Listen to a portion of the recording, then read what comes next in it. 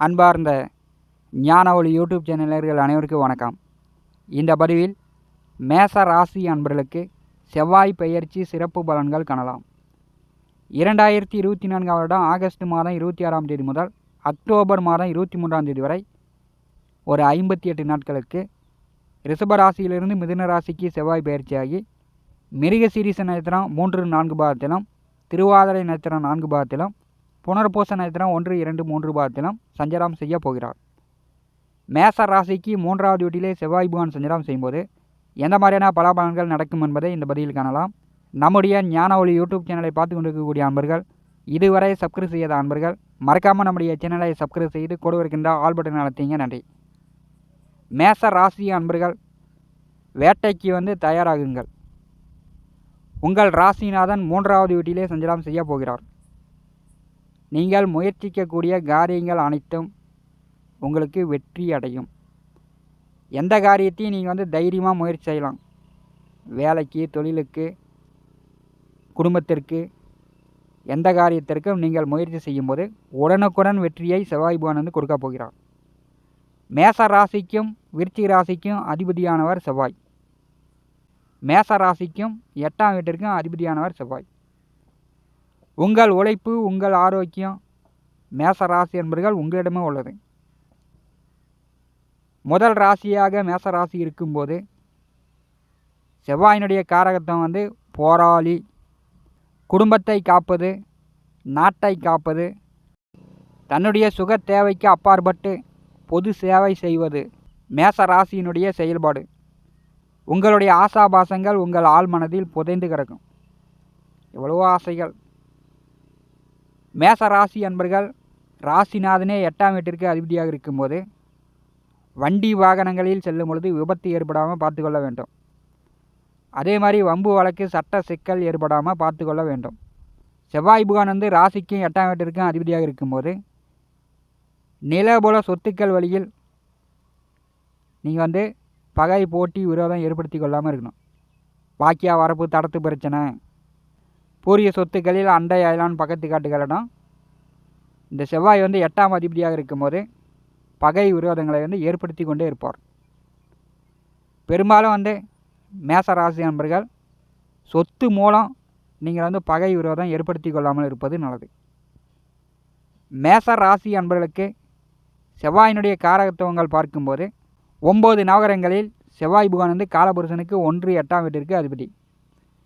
செவ்வாயினுடைய காரகத்துவம் போராளி, வேட்டைக்காரன், பூமி, நிலம், சகோதரக்காரன், இரத்தக்காரகன், பெண்களுக்கு கலத்தரக்காரகன், தைரியக்காரகன், 2ல் 1 நீயா நானா மோதி பார்க்கக்கூடிய கிரகம் செவ்வாய்.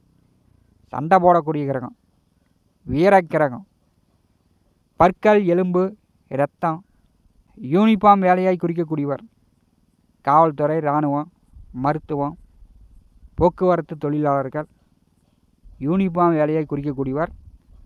விவசாயம், பூஞ்செடி, கம்பி வேலி, செம்மண் பூமி, வாக்குவாதம், எதிர்வாதம், விடாமுயற்சி செய்து வெற்றியா தோல்வியா அப்படின்னு இரண்டையும் சந்திக்கக்கூடிய கிரகம் செவ்வாய். மேச ராசியின் அதிபதி செவ்வாயாக இருக்கும்போது உங்களுக்கு கோபம்தான் முதல் எதிரியாக இருக்கும். பெரும்பாலும் கோபப்படுவதை நீங்கள் தவிர்த்தாலே உங்கள் வாழ்க்கையில் அனைத்தும் சாத்தியமாகும். ஏன்னா காலபுருஷனுக்கு நீங்கள் தான் முதல் ராசியில் பிறந்திருக்கிறீர்கள். எல்லாமே உண்டு. நிலபுல சொத்துக்கள், ஆடு, மாடு, கால்நடை, உங்களுக்கு அனைத்து வசதி வாய்ப்புகளுமே தாத்தா வழியிலிருந்து உங்களுக்கு உண்டு. இதை மேசராசி என்பர்கள் வளர வளர உங்களுடைய முன் கோபம், அவசரத்தனத்தால் சுற்றி இருப்பவர்களிடம் பகை, போட்டி, விரோதம் வந்துடுது. எல்லாமே பொறாமக்காரர்களாக மாறிவிடுகிறார்கள். செய்வன வைக்கிறது, குடியை கெடுக்கிறது, இந்த மாதிரியான கெட்ட சக்திகளை உங்களை நாடி விடுகிறது. கடந்த 46 நாட்களாக 2வது வீட்டிலே குருவுடன் கூட்டணி சேர்ந்து செவ்வாய் பகவான் சஞ்சாரம் செய்தார். பெரும்பாலும் மேச ராசிக்கு செவ்வாய் குரு கூட்டணி நன்மை அளிக்காத மாதிரி தான் இருக்கும். ஏன்னா உங்கள் ராசிக்கு 10வது வீட்டிலே குரு நேசமடைகிறார், செவ்வாய் உச்சமடைகிறார். இந்த நேச கிரகமும் உச்ச கிரகமும் ஒரு வீட்டில் கூட்டணி சேரும்போது நன்மையை விட தீமைகளே அதிகம் நடக்கும். 2வது வீட்டிலே செவ்வாய் அமர்ந்து 8ஆம் வீட்டை பார்வை செய்து கொண்டிருக்கும்போது கொஞ்சம் நோய் நொடி தொந்தரவு, மருத்துவ செலவு, வண்டி வாகனத்தில் போக்குவரத்தில் வந்து கீழே விழுந்து கை காலில் ரத்த காயங்கள் இந்த மாதிரிலாம் ஏற்பட்டு கொண்டு இருக்கும். 2வது வீட்டிலே செவ்வாய் அமர்ந்திருக்கும்போது உங்கள் வாக்கால், உங்கள் பேச்சால் மற்றவர்களை வந்து காயப்படுத்துகிற மாதிரி குடும்பத்தில் வந்து கொஞ்சம் நிம்மதி குறைபாடெலாம் ஏற்பட்டு வந்திருக்கும். ஜென்ம ராசிநாதன் 3வது வீட்டிலே சஞ்சாரம் செய்யும்போது அடுத்த 58 நாட்கள், அதாவது ஆவணி மாதம் 10ஆம் தேதி முதல் மேச ராசி அன்பர்கள் தைரியமாக எந்த காரியத்தையும் முயற்சி செய்யலாம். உங்களுக்கு வந்து செல்வம் செல்வாக்கு உயரும். உடல் நோய் நொடி தொந்தரவுகள் நீங்கும். மருத்துவ செலவுகள் குறையும். உடல் தேகம் வந்து பொலிவு பெறும். வேலையில் இருக்கக்கூடியவர்கள் தனியார் துறையோ அரசு துறையிலையோ வேலையில் இருக்கக்கூடியவர்கள் பதவி உயர்வு, கூடுதல் சம்பளம், ப்ரமோஷன் எதிர்பார்க்கலாம். உங்களுக்கு வந்து அதிகார பதவி வந்து கிடைக்கப் போகிறது. 3வது வீட்டிலே செவ்வாய் பகவான் சஞ்சாரம் செய்யும்போது வீடு, நிலபுல சொத்து சேர்க்கை உண்டு. கையில் காசு இருந்துச்சுன்னா வீடு கட்டலாம், வீட்டு மனை வாங்கலாம், விவசாய நிலம் வாங்கலாம், பழைய வீட்டை வந்து புதுப்பிக்கலாம். அடுத்த 58 நாட்கள் மேசராசி நண்பர்கள் இதெல்லாம் பயன்படுத்தி கொள்ளலாம். கையில் பணம் இருந்துச்சுன்னா தங்க நகை ஆபரணம் எடுக்கலாம். ஒரு 2 பவுனோ 5 பவுனோ 10 பவுனோ நகை ஆபரணம் எடுத்து வைக்கலாம். இதெல்லாம் வந்து இப்போ பயன்படுத்தி கொள்ளலாம். 3வது வீட்டிலே செவ்வாய் அமர்ந்து 4ஆம் பார்வையால் 6ஆம் வீட்டை பார்வை செய்கிறார்.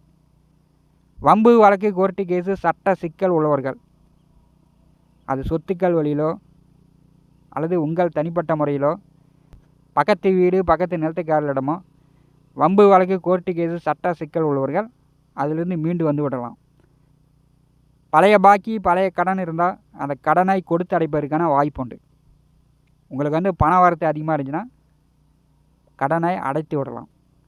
பண வரத்து உண்டு, கடன் கட்டக்கூடிய வாய்ப்பு உண்டு. எதிரிகள், பகையாளி தொல்லை நீங்கும். கடன் வந்து கட்டி முடித்து விடலாம்.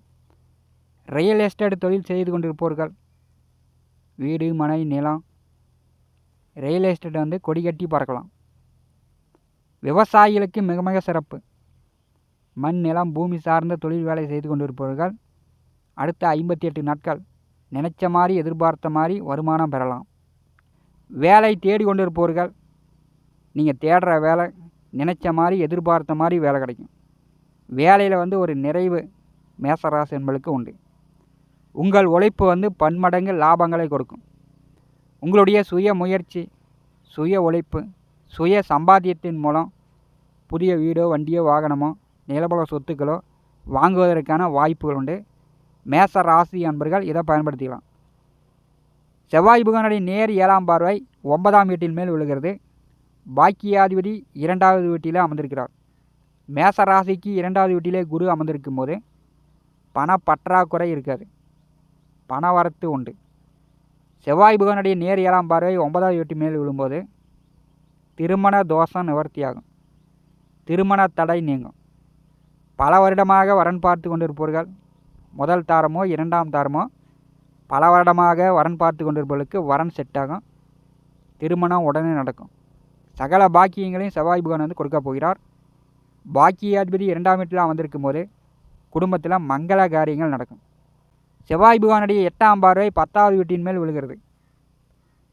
இதுவரை விவசாயத்தில் அரையும் குறையுமான வெள்ளம் வந்துட்டு இருந்துச்சுன்னா அடுத்த 58 நாட்கள் நீ நினச்ச மாதிரி, எதிர்பார்த்த மாதிரி வெள்ளாமல் செழித்து வளரும். நல்ல மகசூலை கொடுக்கும். தொழிற்ஸ்தானத்தை செவ்வாய் பகவான் பார்வை செய்யும்போது தொழில் வேலை நன்றாகவே இருக்கும். ஆடு, மாடு, கால்நடை, கோழி வளர்ச்சி நன்றாக இருக்கும்.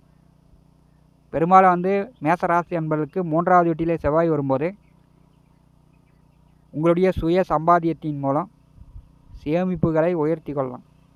கோச்சாரத்திலே 3வது வீட்டிலே செவ்வாய் வரும்போது தம்பி, தங்கை, உடன் பிறந்தவர்களிடம் கொஞ்சம் கருத்து வேறுபாடு இல்லாமல், சண்டை கட்டிக்காமல், விரோதங்களை ஏற்படுத்தி கொள்ளாமல் பார்த்து கொள்வது நல்லது.